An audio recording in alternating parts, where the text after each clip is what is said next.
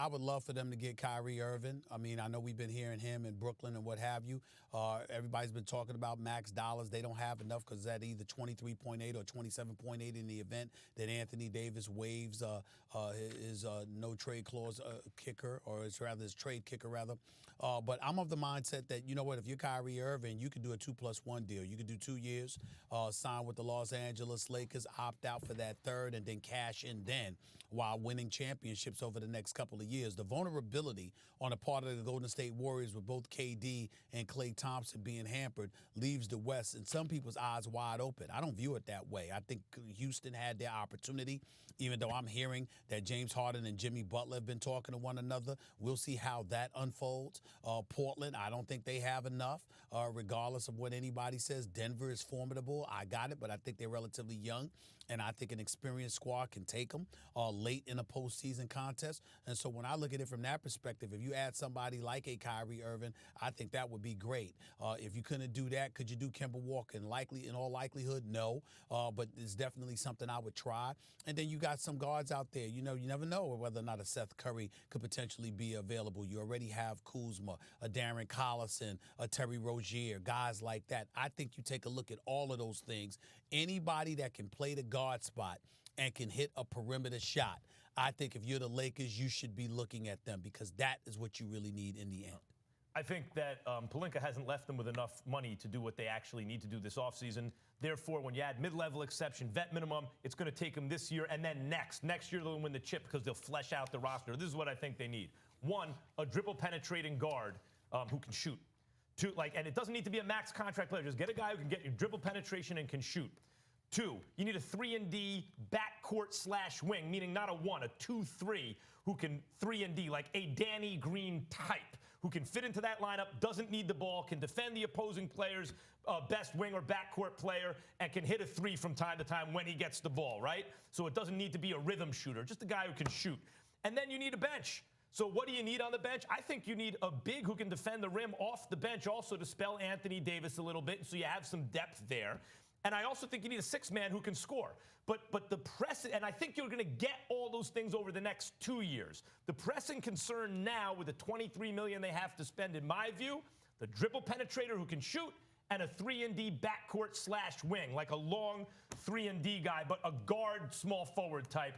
That's where you spend your money. In anticipation of the Lakers getting Anthony Davis, and as you mentioned, Max, if the deal is done July 6th versus it being done late in July, it's the difference between $9 million a season. So therefore, I don't believe they're going to get a max player. But you ready for this? I don't think the Lakers need another max player. The mistake that fans and media members tend to do is feel like once you have LeBron, once you have AD, now all of a sudden it's fantasy, and you want to try to have all big names. What they need to do is create depth. We just saw the Toronto Raptors win the championship without a lottery pick on their roster.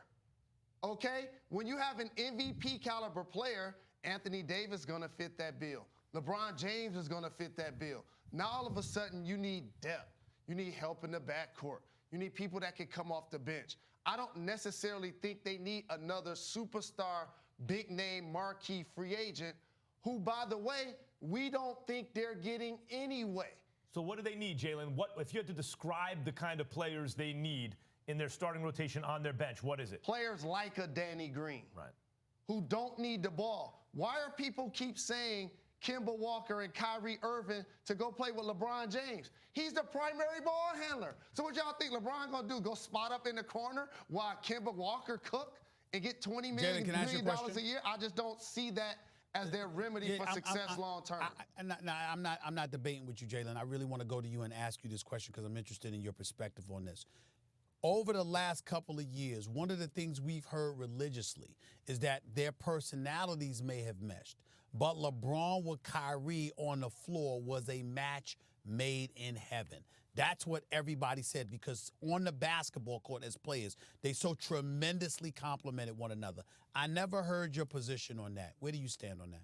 My position is their situation in Cleveland was different than it would be in L.A.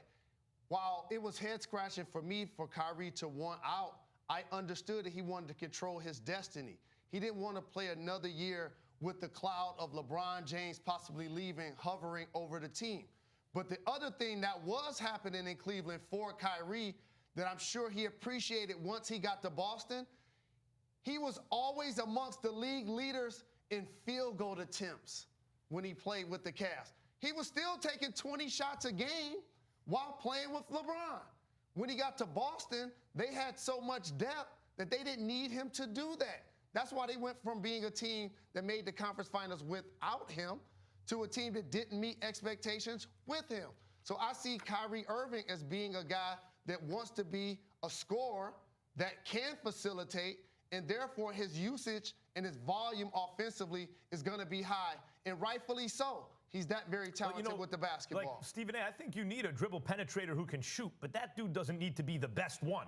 Like, if you don't have the money for him anywhere, you can get you have to find a guy the way Jamal Crawford was 5 years ago, a guy who has flaws in other ways, but so he gets like a mid-level type contract, but can do some of those same things. And that leaves you money also for the Danny Greens of the world and for a bench if you're the Lakers right now. Yeah, I don't disagree with that. And don't sleep on a guy. I'll throw another name out there. He a restricted free agent, but when you say types of players, like a Malcolm Brogdon, a guy that's going to play defense in the backcourt, make his open field goals, make his open threes, and get to the line. Brogdon going to be perfect, but too expensive. Absolutely. By the way, you don't get to be a Laker fan. I see you with your purple and gold on under there. Only guy that gets to be a Yankee fan and a Laker fan is Denzel. And he grew up in I did afternoon drive for 6 years in L.A. No, you're not Denzel. Okay, he had season tickets for 25 years. No doubt about it. You don't get to root for both of them. I sure do. Clear up cap room to add another max player in free agency by adding more players to the AD trade. CeCe, do the Lakers need to add a third star in order to win a title? No, I don't think they will. But if they want the percentages to go up, if you can clear the cap space, you want to clear the cap space regardless. If I can get a max player or not, because even if I can't get a max player, I can get another player. I can get another 2 players. So, yes, right now Los Angeles is hot. There are going to be so many guys. You have so many associations in the league. I mean, you know guys will go to LA. I mean, they would go there when they were losing. Now it's time to just getting ready to get turned around. Worst record in basketball last 6 years. Now LeBron and Anthony Davis. There are so many people going to be calling the Lakers. So I don't think it's essential that they get that third guy. But if you can add Kyrie Irving, if you can add, especially another point guard, Kemba, if you can add them to the Lakers, I mean, they become, to me, the proverbial favorite as far as who's going to win the NBA. And it sets you up not only for 1 year, but you might be able to get multiple titles if you add that third star. And the way they could do this, it is very complicated. I consider myself a bit of an amateur capologist, and I had to read this article 4 I called times. Nick last night, and he started talking, and I was like, listen. Okay, man, that's a little too complicated. He said, yeah, I know. I felt the same way. See, I read it 10 times. Yeah. I was like, Nick, you read it 10 times? Man, it involves like buying second-round picks and cap holds and the over-the-cap rule, 125%. Don't worry about that. Just know it could happen. They could clear up the maximum cap space. If you can get Kyrie Irving, you do it. If you can get Kemba Walker, it's less of an instantaneous thing, but you do it. And obviously, if you can get Kawhi Leonard, you clearly do it, and you just say, we'll figure out like guard for us and it won't matter. There is a very close facsimile to this in NBA history. The 2011 Miami Heat. Now, I know they didn't win the title, and they didn't win the title because the moment became too big for LeBron in the finals. But do you know who was the 4th leading scorer on that Heat team? It was Udonis Haslem. It was at 8 points per game. Their point guard that year was a ancient Mike Bibby and a young, not ready yet Mario Chalmers. They were rotating in just center off the street because they didn't have the cap flexibility. They had spent all their money on 3 guys, and they had to basically go with young, unproven guys, vet minimum guys, and guys who had already been on the roster. The Lakers would be in an even worse position in this regard. They will have no one left on the roster. In order to do this, they will have LeBron and Kyle Kuzma on the roster, Anthony Davis, max free agent X, and that is their team. To fill out their other 9 remaining roster spots, you have 1 taxpayer mid-level exception of about $5 million, and then your next, every other guy is minimum. is a veteran minimum contract or a second-round pick on a rookie minimum contract. So you would be the most top-heavy team we have seen, and you would have the least depth of any team in the league. Now, I would do it because I think they're the title favorites with LeBron and Anthony Davis. If you had LeBron and Anthony Davis, if you have the best player, the 7th best player, and call Kyrie Irving the 11th best player, now, I mean, you have so much overwhelming talent, similar to what you had that first year in Miami. But if they don't get it done, Sarah, I think the alternative is a good option as well, which is add some depth, add some defense, add some three-point shooting via 3 or 4 players in that $28-ish to $30 million you'll have to spend. Would it give you any hesitation, though, seeing the example of this most recent finals of Golden State, how injuries affected them, Toronto having a true superstar in Kawhi, but depth was what got them to win that title? Would that give you concerns if you are the Los Angeles Lakers, not having that depth if you sign another max free Based agent? on the way the league is, and the only way you can put these 3 stars together, Nick said, you're not going to have a whole bunch left. So that's something you have to bake into. If I go for max salary guys, it's going to be hard for me to build my bench. The way Golden State did it, they were very, very fortunate that they had guys under existing contracts so they could keep extending them. And then when they added Kevin Durant, you can't do that anymore. So there's no team going to be in that type of position. And I don't believe you need 3 stars anymore. The league is getting ready to recalibrate. Kevin Durant's getting ready to leave. So what was needed before, I don't believe we'll go back to what we thought before. The best player on the court and either an all-star, he don't have to be a superstar. They will have the ability to be able to dominate and win a championship. And I believe this year, with everything that happened with Golden State, if you replace Steph Curry with LeBron James, the Warriors win anyway. And so unless you are worried that LeBron's going to get hurt again, if LeBron gets hurt again, then a lot of this falls apart. The pick swaps you're giving up later fall apart. You off the show. Okay, yeah. There's a lot of things that are bad if LeBron gets hurt again. But unless we're going to expect, you can look at LeBron's injury as he went 15 years without ever being hurt, and then he got hurt. Is that a sign of things to come? Or you can look at it as the guy went to the finals 8 straight years. We saw with the guys who had been to the finals 3 to 4 or 5 straight years, the type of injuries they dealt with. He tore his groin. It's a one-off. He now has time to recuperate. We'll get back to being relatively indestructible. If you believe that, Anthony Davis has proven over the last 3 years he's gotten over the injury bug. Then I don't think, listen, injuries can happen to anybody. I don't think because of fear of injury, you don't sign a Kyrie Irving. With all that said, I would rather have the depth than Jimmy Butler. I would rather have the depth than Chris Middleton. I'd rather have the depth than Al Horford. Like, if you are going to use all of your cap space on one guy, it's got to be a superstar-ish level player, not an all-star-ish level player. And you should think that the LeBron injury is a one-off based on how it happened, slipped on the court, strained his groin, tore his groin, and I think that we'll be back seeing the LeBron that we have seen before. I think that is the way that we should predict him going forward. If it was his back, if it was a knee, if it was an ankle or something that was chronic, then I would say, you know, we should watch out. And because we saw him come back from the injury. And while he was not at his right playing weight and his defensive effort was the lowest of his career, he was 27, 8, and 10 post-injury. So we know it's not an injury that took him into the offseason where we haven't seen him play since the injury. And even post-injury, we should be looking for better things because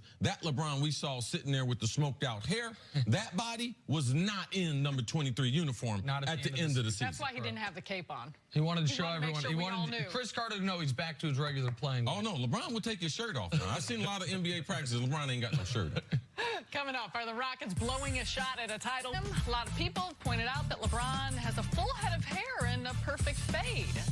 What do you guys think of this? Nick, you're the hair expert. Oh, jeez. Go ahead, Chris. Come on, we got our barber coming in today. We're getting our haircut today. Maybe we'll do an Instagram live or something video. Okay. Yeah. I don't, unlike, listen, I don't know how LeBron goes from being clearly bald on the top of his head in multiple places to having what seems like a full head of hair. Oh, they have this miracle smoke. It's in a can and everything. That looks rich. Is that I put a smoke little bit. Or is that like? No, they have some Beijing. They have some little smoke. He's probably got a combination of both. I'm going to tell you guys this though. Last time I got my hair cut and I didn't have on some type of cape or a shirt, I was in the housing projects and one of my little buddies was cutting and we was both sweating. It was 100 degrees and flies and everything. That was the last time. Typically, you got a shirt on getting your hair cut, bruh. Yeah, there are a lot of questions about the this. bod. Absolutely. Time for some stories to start your morning. Brought to you by the unexpected energy of ExxonMobil. Trying to keep up with Nick Wright. See, Nick Wright got them locks up top. Okay. It's been a rough 24 hours for Boston. Both Kyrie Irving and Al Horford are expected to leave in free agency. CC, what do you make of the Celtics situation? Man, this is very confusing. I mean, everything was geared toward this summer, all those picks. Kyrie Irving signed an extension, either try to go out and get Anthony Davis or make some other big splash. Like, I'm totally shocked the way the Boston Celtics team is falling apart. Al Horford, man, there's not a lot of guys in this league I have more respect for. On and off the court, him as a leader, locker room guy, him, the way he's worked on his game to be the type of player that he is. Man, this is shocking news that they couldn't come to some type of agreement. It is amazing how quickly things can fall apart in the NBA. The Celtics folks would tell you, my pal, Colin Cowherd, said it's going to be the next dynasty in this league. They're going to re-sign Kyrie. He committed to him. They're going to then obviously trade for Anthony Davis. Al Horford's going to be there. Gordon Hayward's already locked in. Look at that big four. Now, AD, you're not even in the game for. Kyrie's walking out the door. Horford's walking out the door with no compensation. And Gordon Hayward appears to be a shell of himself. And what it proves is you can't listen to a guy that says wide receivers are only the icing on the cake. You can't listen to him. Oh, my mentor, Colin Cowherd. Hope you're enjoying your vacation, Colin. Miss you, buddy. Everything I know. To the Raptors, Kawhi Leonard He's so celebrated his responsible for my title success. at the parade in Toronto on Monday. His old teammate Tony Parker said he was very happy for Kawhi after winning his second title. CC, your thoughts on Parker's comments? Oh, yeah. Kawhi was 100 times happier than he was for him. Like Tony Parker's injury was 100 times worse? Absolutely. Got Popovich in the staff there to talk him into going out to the media, telling him, oh, my injury. I've never even seen an injury that was 100 times worse than another player. Let him try to mend the fences here. Let him try to extend a hand to the other side and say, hey, Kawhi, maybe things got a little sideways between us, but I'm happy for you. I'm happy. Those guys won a championship together. That's like a blood transfusion. They'll always be brothers. Man. We was on the same team, but the way he treated Kawhi and the way he had the public questioning Kawhi's integrity, oh, Kawhi's not hurt. Make up for it. Oh, no, ain't no making up for that. No, there's certain things you can't come back from, Nick. Well, if that's the case, then Tony Parker might have in his NBA career done 2 of them to teammates. We don't have to talk about the first one. No, I'll bring that up. Let's not. Moving on to the draft. The Pelicans are essentially a lock to take Zion, number 1. And now, according to reports, they're exploring a trade to go up to the number 2 spot to select his Duke teammate, RJ Barrett. Nick, thoughts on this? All right, so I read this report, and somehow in my brain, RJ Barrett's name was Ja Morant's name. Because I thought it was like, oh my God, if the Pelicans could get Zion. Problem, though, is the Lakers don't currently have enough money for another top free agent, say a Kawhi, Kyrie, or a Kemba. ESPN reports the team is scrambling to create $32 million in cap space by July 6th to create a third max slot. Right now, the Lakers are also shopping around 3 of their existing 5 contracts, trying to clear up more money. We are joined by FS1 NBA analyst Chris Broussard. Chris, it's a tough situation. What do you think the Lakers should do? Well, they're right in the going for all this money, the cap space. And I think AD should waive the $4 million. He should. He should. Well, you should tell this man that. He should waive the $4 million. Because what's the point in going to the Lakers if you're not going to be able to compete for a championship? And he can make it up off the court. So assuming they can get, some of the good players they want. Now, if they're not going to be able to get good players, maybe you keep the money. But he should waive it. They should try to get the max room. The only max superstar, the superstar that I would go after is Kawhi Leonard. If I can get Kawhi, I don't care who the other 10 or 12 guys are on the team. I think they're going to be so good defensively with LeBron or with Kawhi and AD. I would want LeBron James to play point guard and then just surround them with scores or with shooters. Okay. Now, I would not use a max spot on Kyrie, Jimmy Butler, Kemba Walker, any of them, because big threes only the big three, like with LeBron's big threes, that third guy tends to have to really take a step back. Chris Bosh, Kevin Love. Of AD, LeBron, and Kyrie, who's stepping back?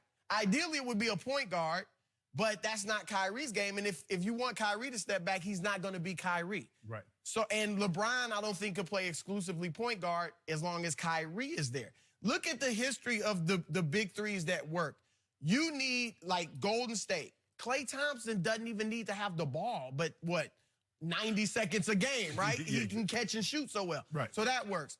Or it's a Magic Johnson guy who's a pass-first point guy. I'm looking to set up Worthy and Kareem more than get mine. Right. That's what, or with Celtics. the Celtics, where they were all at the end of their career, and all of them stepped back. KG, Ray Allen, and Paul Pierce, their averages all went down. So absent that, like, look at Shaq, Kobe, and Glenn Rice. Now, they won a championship, but Glenn Rice was so upset and unhappy, he asked for a trade after they won a championship. Yep. So I just don't think, and here's the other thing. Your third guy is Kyle Kuzma. He's an 18-point scorer in and of himself. If you fought so hard to keep Kuzma, if I bring in Kyrie or Kimba or somebody, Kuzma basically becomes a 12-point scorer. There's no way he's averaging 18 if I've got LeBron, Kyrie, and Anthony Davis. Well, I would actually look at trading him if I got Kawhi. That's why we held on to him. You thought trade him? Or because he's the third guy? Yes. Because he has more value to us. We move him as opposed to giving him to you. So, but my final point, absent getting Kawhi, I would use that money to get depth. Get Brook Lopez, if I can, Patrick Beverly, Darren Collison, J.J. Seth Redick Curry, or Jeremy Lamb. That's what I would look at doing. Go ahead. Okay. You want me to go? I want you to go. You don't want to pile on? Nope. I think you're at a loss today because you realize that everything he just said, I said to open this show. And you agreed with me in the end that even if it came down to this, and I'm going to point out, David Griffin still has all the leverage here. David Griffin now has Rob Pelinka like puppet on string. Dance, Robbie, dance. Because the Lakers are so desperate to max it out and go for broke, which they should. I am completely with this new strategy of whatever it takes. There's no Kevin Durant. The landscape is wide open just for 1 year. It's wide open. 2 years. One. Well, Kevin's coming back. Yeah, he's coming back, but will he be that same player that first year back? And where will he be? Well, who knows? Clippers, maybe? Who knows? I don't know. Could be. So the point is, this is when you go for broke. This is when Anthony Davis should say, wait a second, I have an opportunity here I might not have again. I don't know when LeBron's just going to hit the age wall. At some point, he just will. 40. Okay, well, maybe not. Maybe 35. Maybe he's played.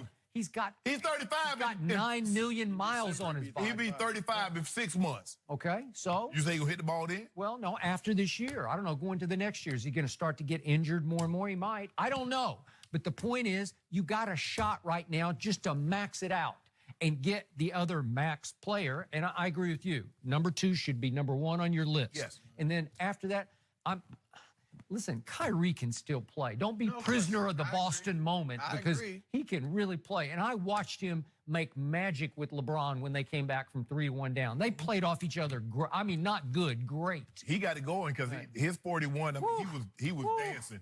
Yeah, but if I got Anthony, I agree. Okay. I love Kyrie. But what's Anthony Davis? He's not going to be Chris Bosh. No. Or Kevin Love. No, I got it. But still, I wouldn't mind Kyrie. Those are my 2. Those would be my goals. Those are the only 2 you... Yes. Max? So the point here is that David Griffin has so much leverage that he can still... Remember, the trade is not done yet. It's just sitting there. Right. Everybody accepts that it's fit. No, it's not finished.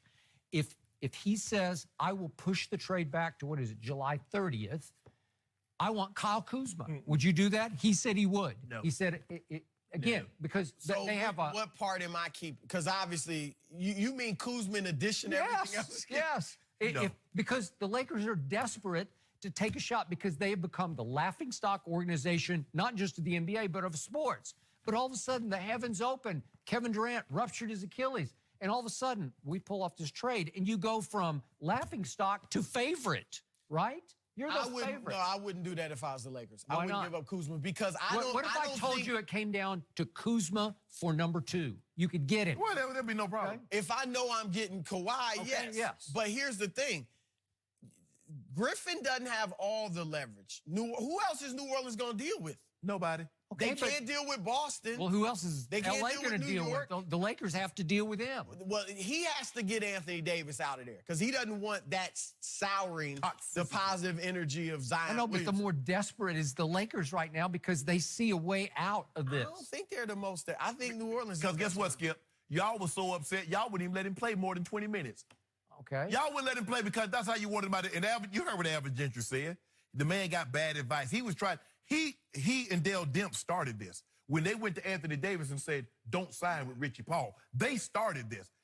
And Richie Paul and AD finished it. Okay. Now he's a Laker. He's happy. All right. But now you've teased the Lakers into desperation because it's like we have Anthony Davis, but the truth is you don't really officially have him yet. I think what's happened is Rob Pelinka forgot or what, like he should have saved max cap room.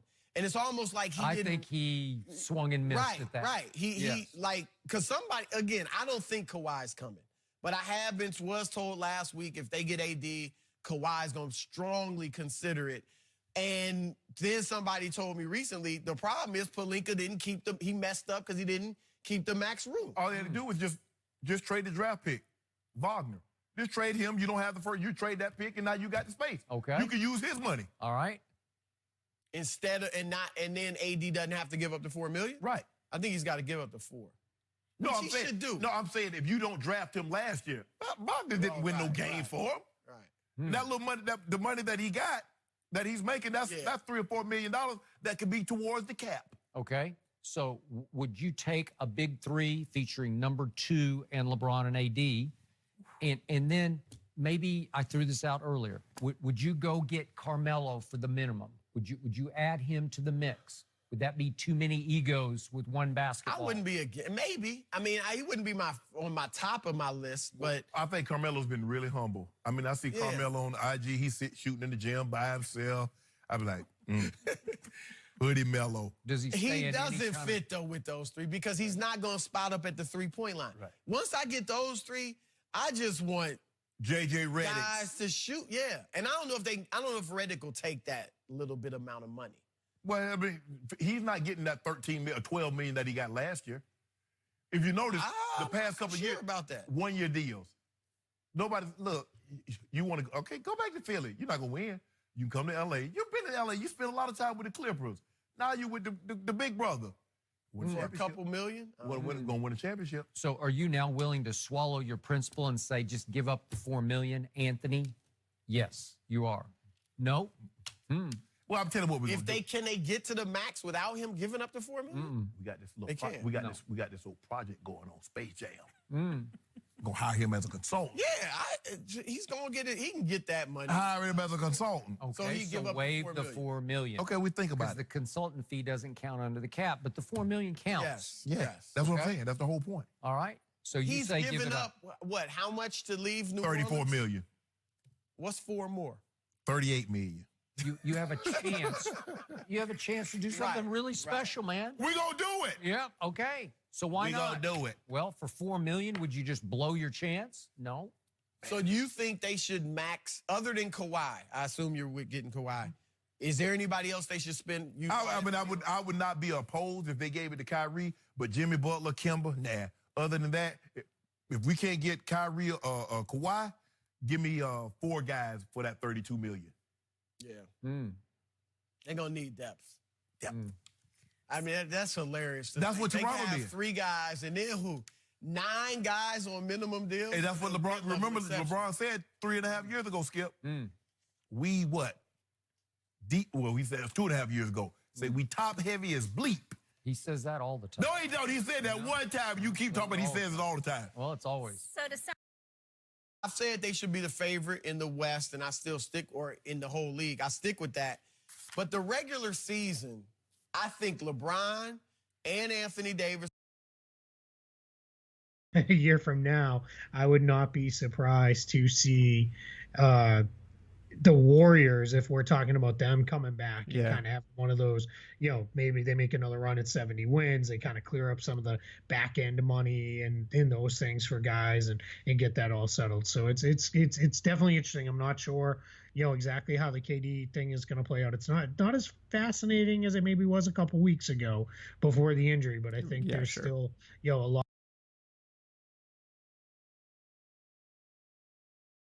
Scotty, let's start in LA. What are your expectations for the new LeBron-Anthony Davis partnership?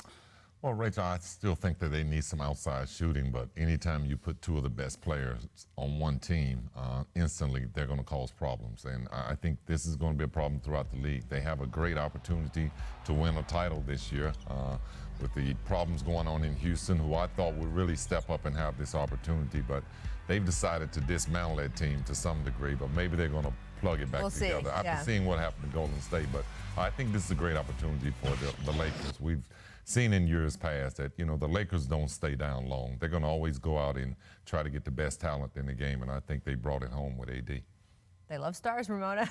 I mean, this is what the Lakers do, right? I mean, this is part of the Lakers' DNA is that they always go and get stars. There was a couple-year window there where they tried to talk themselves into building through the draft and trying to form a team.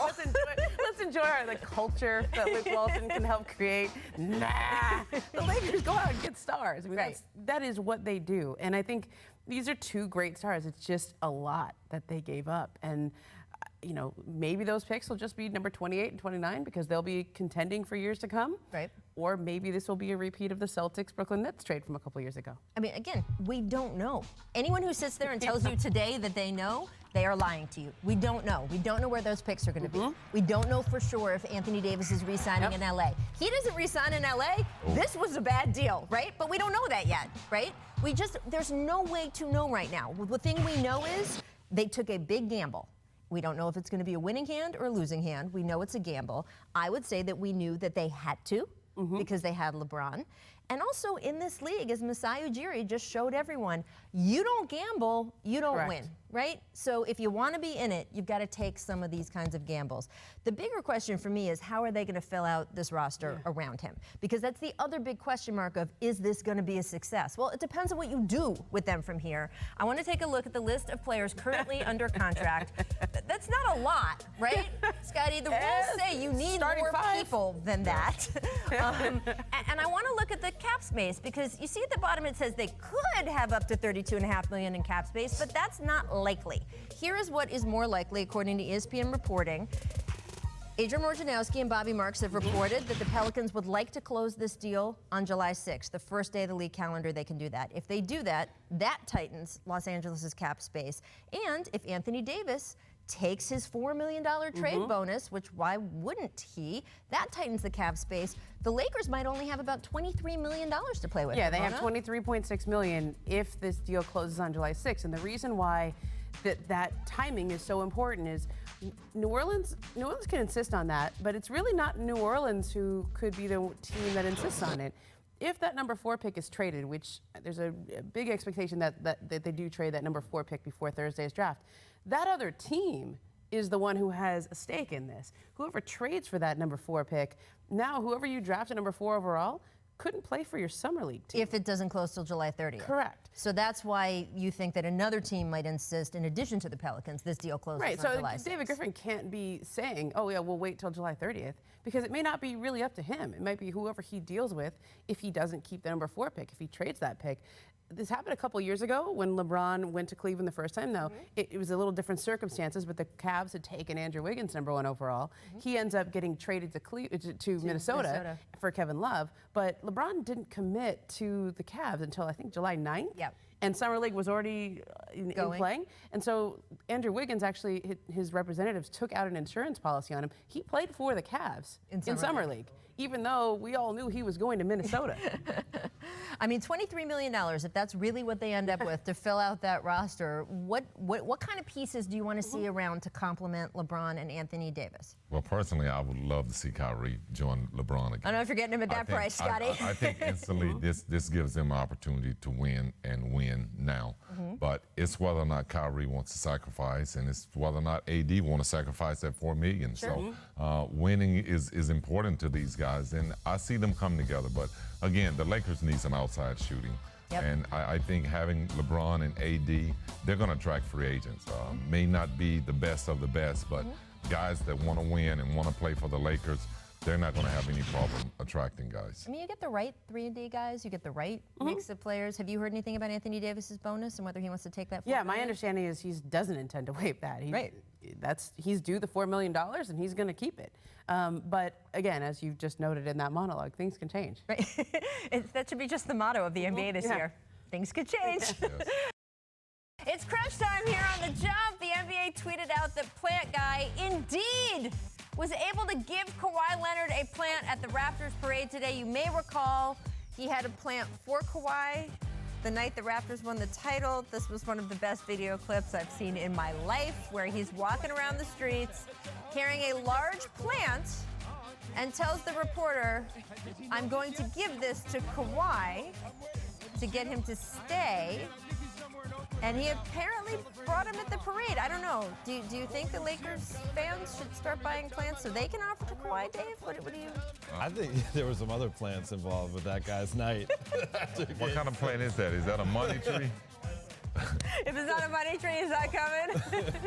There you go. Clippers just went out and bought a whole nursery. Nick Nurse, planning to coach Team Canada in the FIBA World Cup. Nick was born in Iowa, but is he considering dual citizenship after what he's been doing north of the border? Hey, winning that championship, yes, he gets dual. Do whatever he wants. That's gets it. Whatever he wants. Customs fact Great tracks him recruiting through. chance for him, too. But, To get to know guys around the league. Absolutely. That is what Really those savvy. international competitions have been for these past couple of years. Woo. And hey, the Warriors, let's take a look at what they did, because they bought a full-page ad in the Toronto Star to congratulate the Raptors. This is classy, right, Scotty? So the respect you can tell that Golden State has for the Raptors organization? Yeah, I mean, that's the best. I mean, that just showed the respect that these two teams, especially the Warriors, who, they had a great run, and the respect that they've given Toronto shows a lot of class. A little extra, if you ask me. Let's do it too much. You don't need to do that. Hey, maybe The players already hug one another, offer respect. You don't need to put it in the paper. What is wrong with being nice? I don't need it. Amazing. God forbid someone in this league shows a little graciousness. Dave is not interested. The Athletic reporting Julius Randle will not pick up his player option, will become a free agent. Now, this was expected. Scotty's turning 25 next season, just averaged 21-9, has a whole bunch of his old teammates coming in. He's got Zion coming in. He's like, let me open this up to free agency. What do you think? I like it. I really like this young man. He plays hard, and I think there's going to be a lot of takers out there trying to get this young man. I mean, he's a problem. He causes a lot of fouls. He goes hard, and I think he could be a difference maker for a team next year. Yeah, love his ball handling ability. He can play basically 4, maybe even 5 positions on the court, a little bit of point forward, and he's about to get paid. About time, because he took a bit of a sacrifice, bet on himself last year, didn't go for the big deal, and now he's back on the market. He is a guy who I think is a fit guy, right? If he finds his right fit with the right team, he is going to just maximize his flower. So looking forward to that. I want to talk to you about the Rockets, though, because Tim McMahon reporting there is growing frustration between Chris Paul and James Harden. It was magnified after the Rockets lost to the Warriors in 6 games. A high-ranking Rockets source told McMahon, quote, "There's too much damn turmoil. There's some hard feelings right now everywhere." Tim's story also says that during the Rockets' elimination loss in the playoffs, quote, Harden told Paul he didn't always know best and that he had talked too much. So, Scotty, look, in the heat of the moment, that kind of stuff happens. But what do you take away from whether these guys can continue to play together, find a right path and style of playing, and what they should do going on forward? Well, I think if they're going to resolve this, they have to do it here in the offseason. And heat of the moment, things like this happen on the basketball court, especially when you're facing a team like Golden State, who's been beating you down for the last few years. Things come out that you don't really mean. So you could see that happening in that series. So I think for them, they have to try to find some kind of common ground in the offseason. There's too much at stake here. The opportunity to win a championship has never been any better for them right now due to what happened to Golden State. You know, I think for Houston, they have to bring these two guys together. They're the leader of their team, and somehow this organization has to get a better feel of where this team is going to be going forward. Yeah, and I think just because what Daryl Morey said could be right, that both those guys only care about winning, it also doesn't mean that Tim's reporting isn't true, that there was tension there. I mean, they're not mutually exclusive things. Now, Scotty made a great point when we were in the break that, hey, the fact that Golden State had these injuries and the window is open, maybe that can be the one thing they need to have the common bond back together. Say, hey, you know, we may have had our problems, but we were so close to beating this team. This team's out of the picture right now. Let's just go for it and put everything aside. And that's possible. And also, guess what? They don't have another choice. They're entrenched by their salary cap situation. Daryl Morey apparently has made everyone available, and guess what? They're all still on the Rockets. Right. So it seems like they're all going to be on the Rockets next year, too, at least the major players. Do you have confidence in this team to sort of take a crack at the Western Conference? We don't know what the Lakers will look like, but we know they've got AD and LeBron. We don't know what the Clippers will look like. They could have Kawhi. Golden State's still going to have Steph Curry, guys, so they're not completely off the board. What do you think of this Rockets team and their place in the West next year? Well, I got a lot of confidence in this Rocket team. I mean, you look back, the only team that's been in the middle in their way has been the Golden State Warriors. So James Harden had a superb season, MVP season. I expect nothing less than that next season. He's one of the most difficult guards in the game. So if this team can somehow pull it together, you know, they could be easily crowned the champs. But you have to put it together. And also, you know, LeBron and AD are coming, so you got to figure it out. And look, I mean, you say that they've got to put it together. They lost to the Warriors without Kevin Durant, right? You talked all season about, hey, they got to change their style of play. We had Tracy McGrady came on during the finals and say the same thing. That seems to be at the root of Tim's article. Do you think they're going to make a change to their style of play? Well, I do, but I think the style of play has to do with the coaching. That's the way that D'Antoni likes to coach. That's the way he allows his players to run the game. So we'll see. There we go. I would love to play with a lot of great players. That's just who I am. Great look by James Davis for a two-hand jam. James to the basket. James, alley-oop, and Davis will put it down. Oh, that's going to be fun. And a little later, Jay Will is going to give us a look at what LeBron and AD may look like together. But right now, sneaky hembo time, Jalen. Who's the only team since the NBA playoffs expanded in '84 to win the championship? Kyrie Irving and LeBron James were perfectly suited to play together. Turns it over. James keeps his dribble somehow. Irving back to James. Oh, he throws it down. Irving throws it up to James, who throws it down. Kyrie Irving at his best years, obviously, with LeBron. Irving the drive, back to James. Cavaliers lead and a foul. But he batted it right to LeBron James. Irving alley-up and throws it down. Alley-up to James.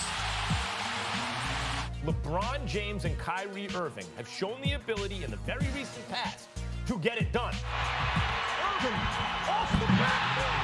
James. The three ball for Cleveland today has been sensational, but their ball moved. Oh, another from way downtown. LeBron James loves it. Kyrie and the way he plays, he is an elite scorer, an unstoppable scorer that you can't double team, especially if there's a Bron or somebody else on the. So yes, that type of score pairs up great with Bron. Irving gets past Drummond. Does he hold on to his pivot foot? I guess so, as James banks it in. You put LeBron and Kyrie together, that's a really good team.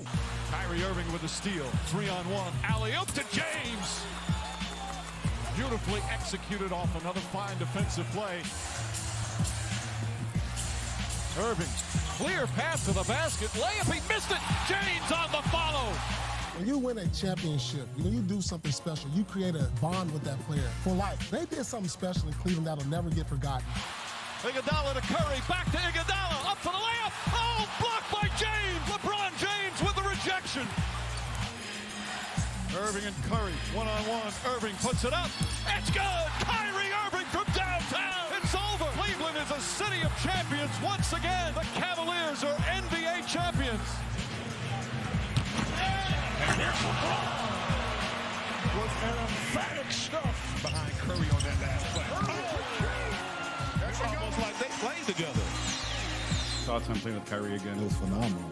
phenomenal anytime you get to get back, playing one of your old teammates. Kyrie Irving doesn't want to be LeBron James' little brother. He doesn't want to be LeBron James' sidekick. The deal is agreed to. Kyrie Irving to the Boston Celtics. Their relationship is why Kyrie wanted to leave. Did you speak to LeBron James or talk to LeBron James before you and your representatives met with ownership and let them know that you wanted out? Why not? Why would I have to? You called up LeBron. Why did you make the phone call? It takes a very, very strong individual to, replay a lot of the experiences that you've had. And yeah, apologizing, that was a step for me just to move forward in my life. Kyrie has had discussions about reuniting with LeBron on the Lakers. Would Kyrie going to the Lakers be a good move? It will never happen. It will never, ever, ever happen. From what I'm told, it's not going to happen. I don't see Kyrie going to LA and just falling back in line. But if you're Kyrie, you're already asked to leave from playing with LeBron. You go to Boston, it seems like a turnkey situation that should work. It does not work. Right. It kind of looks like you go back crawling to LeBron. I believe Kyrie Irving should, and I think he will, sign in LA. The more I look at this, the more I think Kyrie's going to be a Laker. I think Kyrie and LeBron could come around in their own minds to seeing a reconciliation as, hey, what if Kobe and Shaq worked it out? I would tell you that if he ended up in LA with LeBron, it would be formidable. I think it would make them Final Four in the Western Conference. LeBron and Kyrie need to be friends with benefits. Just being friends is not enough. It's not enough. Because I tell you what the benefits are. The benefits are a legitimate chance to win a championship. If Kyrie goes to the Lakers, the pairing of LeBron and Kyrie will elevate the Lakers back to where they belong, will elevate Kyrie back into the kind of player we imagine he can be, and will save the end of LeBron James's career.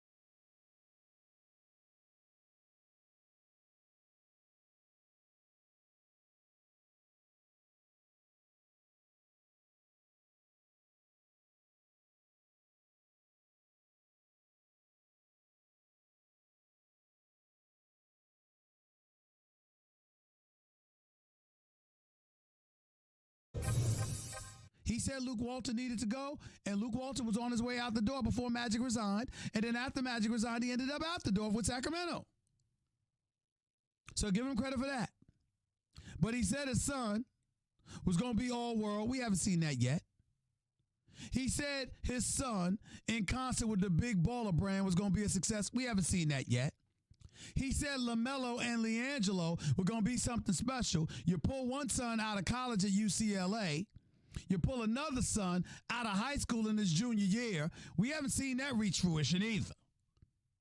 So there's a lot to question about LeVar Ball. But whether you want to call it theatrical or you want to attach substance to it and believe in your heart of hearts, he really means what he says. Say what you will about him. The damn message is consistent. He keeps saying the same damn thing, no matter what facts fly in the face of it. He keeps saying the same damn thing. My son is all world. My son is special. My son's a winner.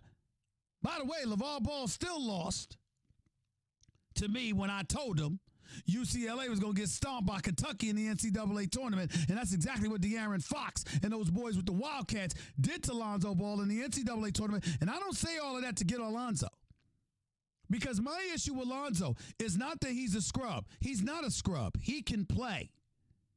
That's not what I'm saying about Lonzo. I got two problems with Lonzo. Number one, his lack of assertiveness. The fact that he seems perfectly content walking the ball past half court, giving it to somebody else, and going somewhere to stand or hide in a corner. That's number one. Number two is the fact that he's the number 2 overall pick. You can't do that when you're the number 2 overall pick. You can't do that when Jason Tatum got drafted after you. De'Aaron Fox got drafted after you. Lauri Markkanen got drafted after you. Dennis Smith Jr. got drafted after you. Malik Monk got drafted after you. Donovan Mitchell got drafted after you. You cannot be passive and go along to get along and be devoid of aggression when you're the number 2 overall pick.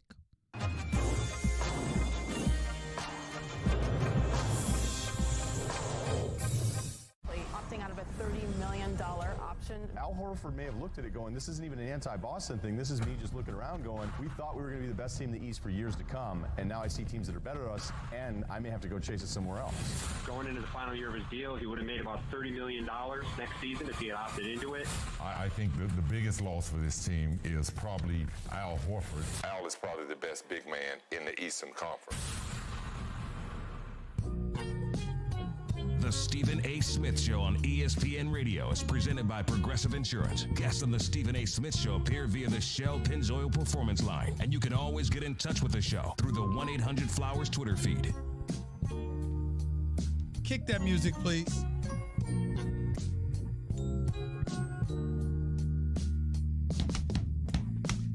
Light. Ah! Be right. Don't feel right. SB Sweepstakes is your chance to win a trip to the SBs and play in a new Apex Legends Pro-Am event. Go to ebay.com/ESPN to donate to the V Foundation for a chance to win. Rules at ebay.com/ESPN. Plus, ESPN Radio is presented by Progressive Insurance, making it easy to bundle your home and your car insurance. 888-SAY-ESPN is the number to call. It's 888-729-3776. Ladies and gentlemen, before I get back to the calls, free agency hasn't even begun yet, and already we're seeing big losers. And arguably the biggest might be outside of the New York Knicks, who's just going to continue to be moribund as ever because they can't get any marquee player to come there. Kevin Durant's going down. He's in New York as we speak, by the way. But I would say to you all that the New York Knicks should offer Kevin Durant the max right now. The second they get a chance, offer him the full 4-year max deal, because that's the most they could offer him. Offer him every penny. Do anything that you can to take care of him. If you're the Golden State Warriors, because of your limited maneuverability, even if you were to lose Kevin Durant, since you're going to offer Klay the max, offer Kevin Durant the 5-year max too. He's probably going to be out the entire year next season. But then he's free to sign. I mean, as far as I'm concerned, if I'm the Golden State Warriors, I offer him a 5-year Supermax deal. He's Kevin Durant. You know who he is. You know who he is. Okay? I'll offer it to him. But if I'm the Knicks, I'm definitely offering him the max. If I'm the Knicks, Kevin Durant could tell me you ain't gonna see his face until 2020 of October. I don't give a damn. I'm still giving him the max. He's Kevin Durant. I know who he is. I know who he is. I'm sorry. I'm doing it. I'm not hesitating. I want to be very, very clear. Not only because he's great, not only because he's a phenomenal player and a phenomenal talent, but also he's your best chance to acquire somebody, if not this summer, next summer, to join him. Have a bird in the hand for the 2020-21 season. That's what I would do if I'm the New York Knicks, without hesitation. But the big loser in all of this right now, thus far, is the Boston Celtics. Al Horford made $28.9 million last season, is expected to hit the free agent market, obviously, this summer. He's going to be entertaining his options. Kyrie Irving making $20 million this past season. He's finally in line to sign a big contract. He was drafted by Cleveland, re-upped with Cleveland, ultimately traded to Boston. This is the first time Kyrie Irving has really been a free agent. We heard Brooklyn. I think if you're Kyrie Irving, you should reconsider. We heard Brooklyn. We heard New York. I think if you're Kyrie Irving, you should reconsider. Imagine if Kyrie was in L.A. with LeBron and Anthony Davis. But if you're the Lakers, guess what? If you don't have to spend that money on a marquee player. Chris Middleton is going to hit the free agent market this summer. Good look at him. Derrick Rose is available. You got some other supplementary parts that you could add out there to buffer your roster. You don't have to use those dollars on one max player. You could get a couple of players, if not a few players, to surround LeBron and AD with. They're great enough to make that work for them. I think the Lakers are going to the finals. I think the Lakers may win the championship next year. Matter of fact, they're my favorites to win it all. Not the Clippers if Kawhi comes. Not the Raptors if Kawhi stays. If I'm Philadelphia, I'm sick to my stomach. Because if they had won that game 7, if Ben Simmons had any kind of a jump shot, if Kawhi Leonard had 3 bounces to get in the winning shot, Sixers could have won the title. Because I think they would have beaten Milwaukee. I really do. And with Kevin Durant and Klay Thompson both going down, I mean, can you be more snake bitten than that? Have anybody considered what the Golden State Warriors went through the last week of the season? So you got a minority owner that gets in there with Kyle Lowry. You got Jay-Z and Beyonce courtside and the cult that follows and worships the ground Beyonce walks on is threatening Joe Lacob's wife, the owner for the Warriors. Because Beyonce appeared to give us some kind of salty look. First of all, I don't know if Beyonce's capable of looking salty. That's just me. I'm talking to the wrong man. She's one of the most beautiful women I've ever seen in my life. And she's just a sweetheart of a person. I don't know how salty she could look, but if that's what you want to label it as, so be it. Then after that happened, KD goes down. And in the very next game, Klay goes down. And these ain't injuries that keep you out to heal in the off season. Oh, no, these are injuries that take up the entire following year, arguably. I mean, you can't make this stuff up. But let me get back to Boston. Here's the reason why I tell you worse off season. Because nobody seems to want to come to Boston. You're about to lose 2 starters, 2 all-star caliber players, and a champion in Kyrie Irving. And what you have as the cornerstones for your franchise is Jaylen Brown, Jason Tatum, and Marcus Smart. And you want to put Gordon Hayward up in there, you go ahead, be my guest. He's making $32.7 million next season. I guess that's a legitimate reason to do it. But I'm here to tell you, I hope he's considerably better than he was last year. And for some reason, I don't understand why. Listen, we all respect Danny Ainge. But isn't it time to point the finger in his direction? He's considered one of the astute executives in this game. But other than the heist they pulled off at the Brooklyn Nets, which, by the way, wasn't Billy King, it was Russian owner Prokhorov making Billy King give up all of those picks to acquire KG and Paul Pierce. My mentality is very, very simple. You're the Boston Celtics led by Danny Ainge.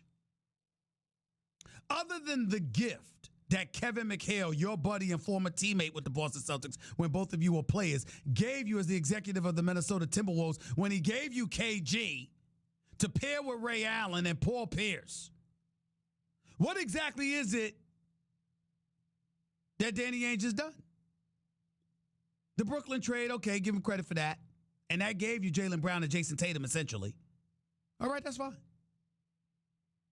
But in terms of free agency, Al Horford is the only bona fide free agent, and Gordon Hayward. I guess I could be fair, but I don't even count that because Gordon Hayward starred for Brad Stevens at Butler, and that's why he was coming to Boston, because of Brad Stevens. So I don't even count that for Danny Ainge. So for me, when are we going to look at it? Because how many people have been clamoring to come to Boston to play for the Celtics since Doc Rivers has departed?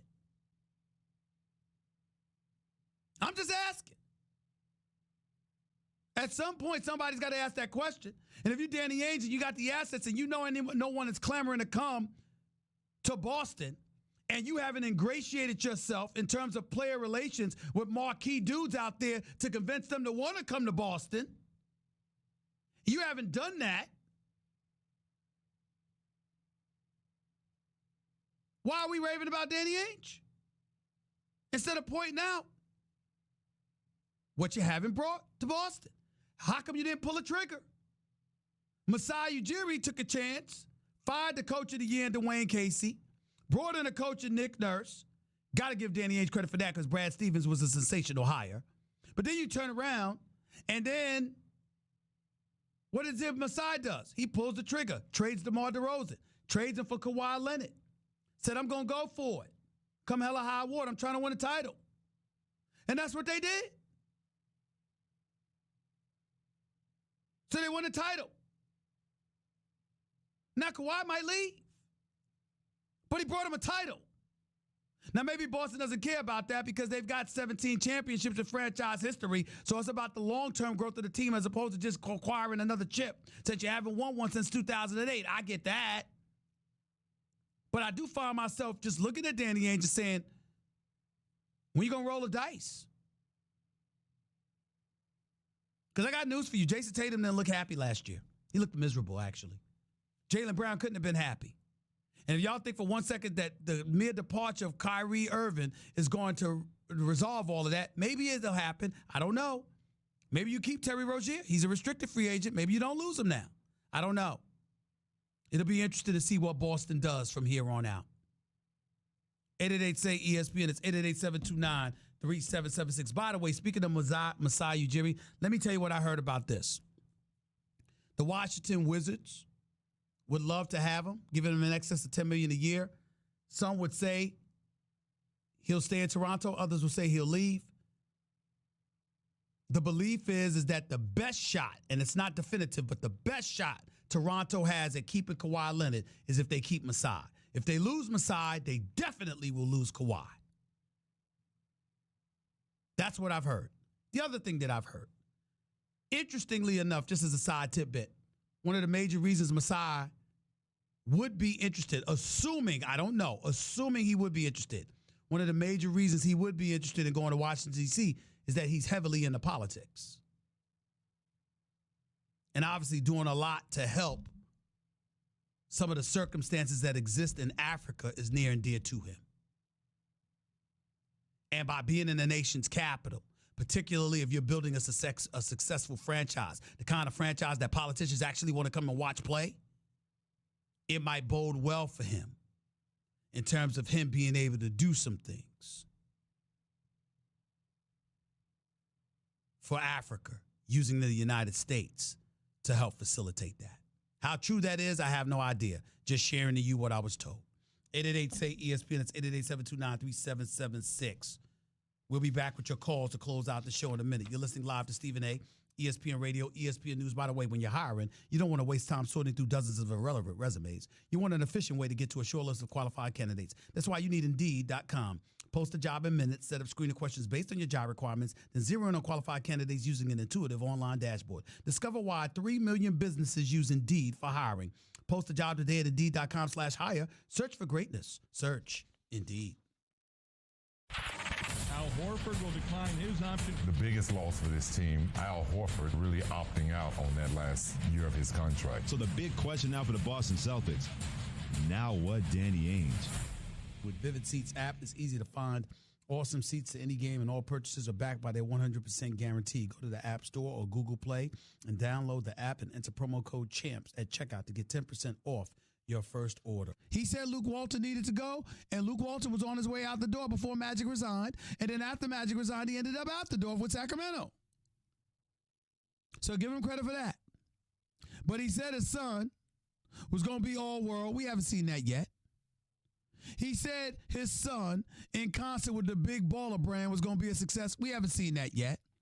He said LaMelo and LiAngelo were going to be something special. You pull one son out of college at UCLA. You pull another son out of high school in his junior year. We haven't seen that reach fruition either. So there's a lot to question about LeVar Ball. But whether you want to call it theatrical or you want to attach substance to it and believe in your heart of hearts, he really means what he says. Say what you will about him. The damn message is consistent. He keeps saying the same damn thing, no matter what facts fly in the face of it. He keeps saying the same damn thing. My son is all world. My son is special. My son's a winner. By the way, LeVar Ball still lost to me when I told him UCLA was going to get stomped by Kentucky in the NCAA tournament, and that's exactly what De'Aaron Fox and those boys with the Wildcats did to Lonzo Ball in the NCAA tournament. And I don't say all of that to get on Lonzo, because my issue with Lonzo is not that he's a scrub. He's not a scrub. He can play. That's not what I'm saying about Lonzo. I got two problems with Lonzo. Number one, his lack of assertiveness. The fact that he seems perfectly content walking the ball past half court, giving it to somebody else, and going somewhere to stand or hide in a corner. That's number one. Number two is the fact that he's the number 2 overall pick. You can't do that when you're the number 2 overall pick.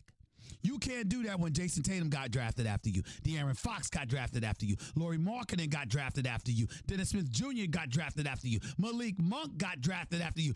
Donovan Mitchell got drafted after you. You cannot be passive and go along to get along and be devoid of aggression when you're the number 2 overall pick.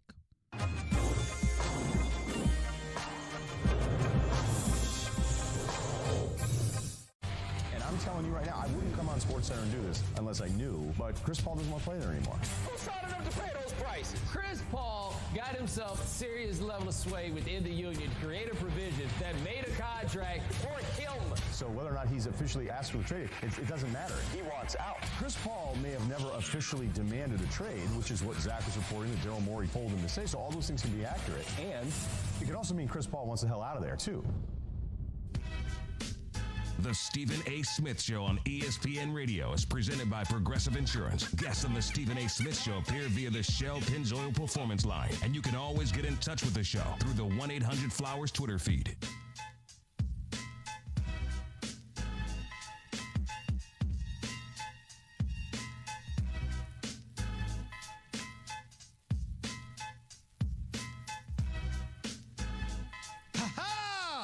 If you missed any of my opening segment, go check it out on demand in the Stephen A. Smith Podcast.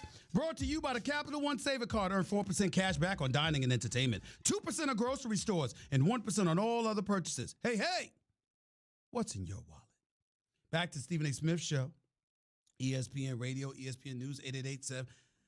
Say ESPN. That is always the number to call up. That's 888-729-3776. You are listening live to the Stephen A. Smith Show, ESPN Radio, ESPN News. Brooks Koepka. Y'all know that name. One of the greatest golfers on the planet. Here with us to start off hour number 2. I'm no golf aficionado, but I've watched it. I've watched him. I must say, very, very impressive. Without a doubt. 888-SAY-ESPN. It's 888-729-3776. Let's go to the phones. I'll get to the Boston Celtics a little bit later on in the show. But for right now, let's get to some of these callers right here. Let's go to Isaac. You're live with Stephen A. Talk to me, my brother. How are you? Stephen, let me tell you, I love the show. I love you, man. I'll try to watch First Take as much. I appreciate the opportunity to talk to you today. Thank you. Go ahead.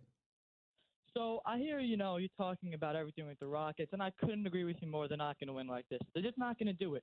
But let me ask you a question. Do you think the team they have can win, or do they have to strip the system and rebuild? Do they have to trade James Harden or CP3, or can they get it done? Probably, here's my answer to that. They probably have to strip it or at least modify it to some degree. But here's my bigger point, Isaac, and this is where I'm coming from. They might have won it already. if they had a different coach with a different system, but the same personnel. That's the issue. See, the issue is the opportunity and the window missed. Mike D'Antoni can lean on the health of CP3 or lack thereof as derailing them the season before this past one. But this past one, when CP3 was on the court, James Harden is on the court.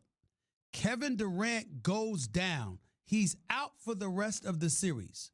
You lose the very game he went down, and you lost game 6 on your home court. How can you defend that? Oh no, I couldn't agree more. I think that the amount of salary cap they're going to take over the next few seasons, they're just not going to have the pieces. They've already lost Trevor Ariza.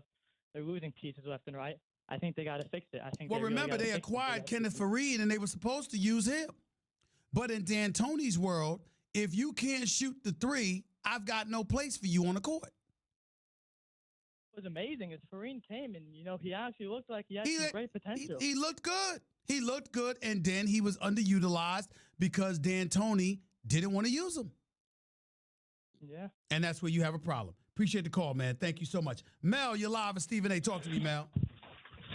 Hey, what's going on, Stephen A? I'm all right. Just enjoying the show. Thank you. Hey, Stephen A, I think that when we're talking about the Houston Rockets, we got to split that blame up equally. If you look at the resumes of James Harden, you're talking about Chris Paul, you're talking about Mike D'Antoni. To me, I didn't like it up front, adding Chris Paul, because to me, those are like 3 guys, 2 players, 1 coach, that's always in the biggest moment, they always choke. Well, wait a minute. CP3 has a huge blemish on his record when he lost to the Houston Rockets when he was a member of the Clippers and they had a 3-2 lead. And they got outscored like 49-9 with James Harden on the bench. That, to me, was a great, great epic collapse on the part of him, DeAndre Jordan, and Blake Griffin. That argument could be made. In other places, I think CP3 has performed well in the postseason, with the exception of when he gets hurt. Well, remember when he had that series against OKC and it was up and he fouled, I believe it was Westbrook on a 3-pointer, then he turned the ball over. Again, he had like 2 back-to-back turnovers. All right, wait a minute. 2 back-to-back turnovers doesn't qualify you as choking. Well, it was clutch time. I'm just saying, I understand what clutch means, sir. I would know what clutch means. I'm saying to you, there are many, many more clutch moments he's shown up. What about his game-winning shot against San Antonio in Game 7 to win that series in the first round when the Clippers played San Antonio? I'm just simply saying to you, you can point to mistakes that happen, but that's entirely different than a choke job. That's all I'm trying to say.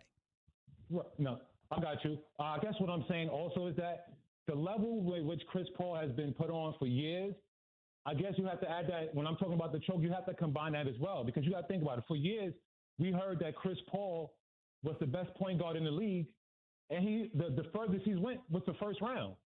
So I'm just saying, you're wrong. The fact of the matter is, number one, with the Clippers, he went beyond the first round. Number 2, with New Orleans, when he destroyed Jason Kidd in the postseason after Byron Scott got fired from New Jersey, and then Byron Scott was coaching him in New Orleans, he went absolutely ballistic. Number 3, and more importantly, keep in mind that Chris Paul, when we say point guard, we have to be careful because it's not about his size or whatever. It's about what your job description entails based on your skill set. And Chris Paul is considered an elite floor general and orchestrator, where somebody like Allen Iverson was a scoring machine. And so when you look at it from that perspective, you got to ask, what's he playing with? What were the expectations when he was in New Orleans and David West was his teammate before Anthony Davis ever became a New Orleans Pelicans? It wasn't that big of an expectation. There were other elite teams, San Antonio, LA, Denver with Melo to a lesser degree. There were other elite teams in the Western Conference that were considered better than the team that he had. So when you look at him and you judge him accordingly, you're looking at an elite point guard. I don't look at a guy that's 6'6" and is a scoring machine and somehow, some way can't get it done when it counts. He's a floor general. To me, the biggest blemish on Chris Paul's career was when the Clippers didn't get it done against Houston, and Houston went to the conference finals against Golden State because Golden State was a huge rival of the Clippers at that time. They didn't like each other. They didn't get along. They damn near got in the fisticuffs. Golden State hadn't won the title as of yet, and people were looking at them, and the Clippers had the potential to derail Golden State, but didn't get that opportunity because they got knocked off by the Houston Rockets, coached by Kevin McHale. I mean that's all true, but it just seems like for some reason it's like when we talk about Chris Paul, I just feel like he's always getting a pass. Like we try to put him as like one of the top players. Like one time maybe somebody considered he was a top 10 player. But I just feel like the criticism and the accountability has never been there for Chris Paul, as has been like a lot of players. I'm talking about well, you are entitled to your feelings, sir. You're also entitled to be wrong, which in this case you are. Have a nice day. 888 say ESPN. It's 888-729-3776. Oni, you're live with Stephen A. What's up? How you doing, Stephen A? I'm all right. Talk to me. Yeah. I just got a question. I got two questions for you, Stephen. Are you not allowed to say or mention that Mike D'Antoni needs to be sent packing? No. Of course. What do you mean I'm allowed to say it? If that's how I felt, that's what I would say. I don't think he's the right coach for the Houston Rockets if you're trying to win a championship. The problem is that it's hard to sit up there and say that a guy deserves to be fired when he's taking you to a conference finals and then a semifinals, and both times he lost to a team considered elite in the Golden State Warriors. Because essentially when you think about them losing the series, they lost a game and a half without Kevin Durant. Outside of that, the first two games they lost with Kevin Durant on the floor. Nobody's beating the Golden State Warriors with Steph Curry, Kevin Durant, and Klay Thompson on the same squad. That's who D'Antoni lost to. But I think the Rockets had a good chance. That's not what I said. I said, who did they lose to? They only lost to one team. Let me ask you a question. What coach do you think would be a perfect fit for the Rockets and the roster they have right now? Me personally, as coaches you can't get. I think a Doc Rivers, a Greg Popovich, people like that would be better. Obviously, those are elite coaches that I consider to be better than Mike D'Antoni, but those are the kind of coaches that I'm talking about. Agree. Yeah. All right? And you're not getting them. Take it easy. I got to run. Got some bills to play. 888 say ESPN. It's 888-729-3776. Back to your calls and more in a minute. You're listening live to the Stephen A. Smith Show, ESPN Radio, ESPN News. By the way, do you have frequent heartburn, like the kind where you have antacids stashed everywhere in case it pops up? You know what I mean. You keep some in your bag or your desk or your car or your nightstand. You have those chalky tablets ready for whenever and wherever heartburn strikes. Well, listen up. There's an easier way to deal with your heartburn. That's Prilosec OTC. Just one pill a day will last a full 24 hours with zero heartburn. So kick your antacid habit. It's possible with Prilosec OTC. Use as directed for 14 days to treat frequent heartburn, not for immediate relief. Back to your calls and more in a minute. Al Horford will decline his option. The biggest loss for this team, Al Horford really opting out on that last year of his contract. So the big question now for the Boston Celtics, now what, Danny Ainge? Need game tickets? Find your seats at Vivid Seats. Starting right now, Orlovsky is ready for that. DJ is here. It's time for But show Kyle business. Kuzma showed the most promise of those young players. Everybody that was rumored to be in the deal, I would probably value Kyle Kuzma over everybody else. And the other two guys have health concerns. Hoping Brandon Ingram the best returning from his blood clot, but we still haven't seen him play an NBA game since the diagnosis. Lonzo Ball ended the year in street clothes and clearly has improved this jumper, but still needs to work on it. So the guy with the least question marks was the guy that played the best with LeBron James. So like you started this show, I'm going to make sure people start putting respect on his name. They don't just have LeBron and AD. They also have Kyle Kuzma. And the thing is do you remember just like 2 weeks ago, we were talking about, if this doesn't work out, LeBron James is going to demand a trade. The Lakers are in turmoil. What about, remember all those articles that were written and everyone talking about how the Lakers are a mess, and now things have changed. Look at the Lakers now. Well, those were people that are going to follow the trend of my childhood idol and best friend of this show, one of my mentors, the Hall of Fame mogul. You can't fall out with Magic Johnson publicly and win. It don't matter what the argument is. Yeah. Magic's the answer. Magic's the answer. So when he stepped down and then he go on First Take, now everybody's throwing dirt on Rob's name. Yep, he was the first thing he said was Rob Pelinka when he was on First Take. What was the first thing he tweeted when the deal got done? Great job, Rob Pelinka! Exclamation point. Okay, and so in fairness and not creating a bias, because people underestimate the terms childhood idol and overinflate the term college teammate when I'm speaking. Got a lot of teammates that play in the NBA or coach in the NBA. I don't hedge my bets.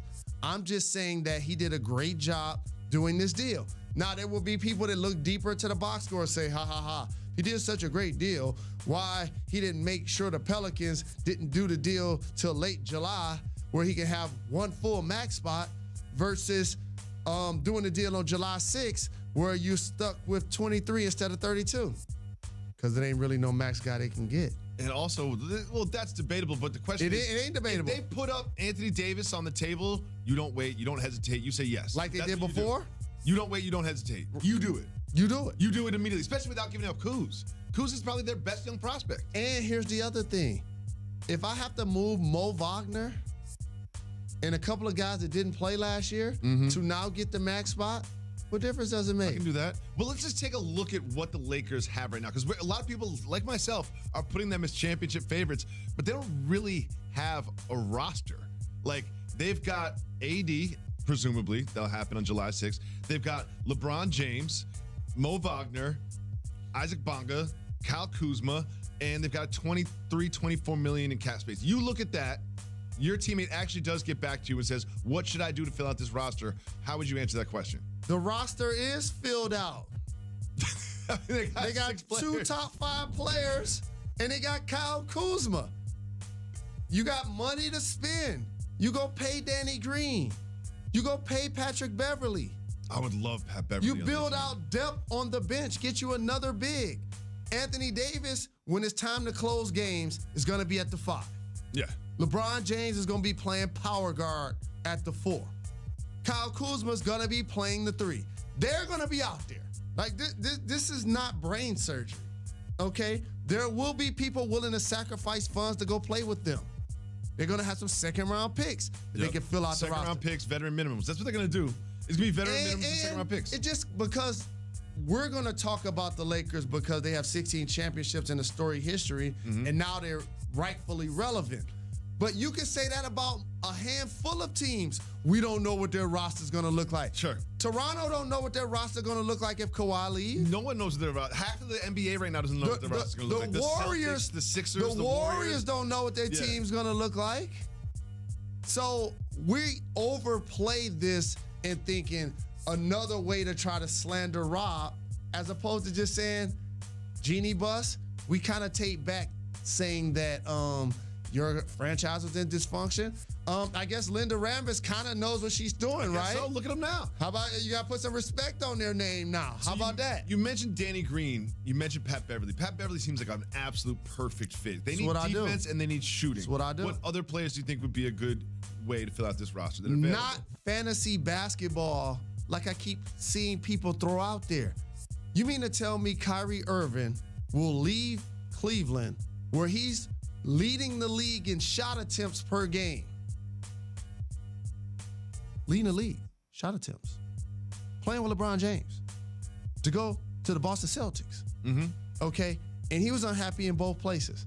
To now come to LA and be the 3rd best player He's not doing that. and stand in the corner. He's not doing that. They don't need that. Like, people talk about Kemba Walker too. Like, I don't even think that's even a good fit. And I'm gonna flip it and put it in the mirror. I said Kyrie ain't gonna stand in the corner. So what do you think LeBron gonna do when Kemba out there cooking hot pick and roll AD? Can we spot up in the corner? No, that's not what LeBron James does. Okay. You need Pat Beverly. Dribble the ball up, pass to LeBron.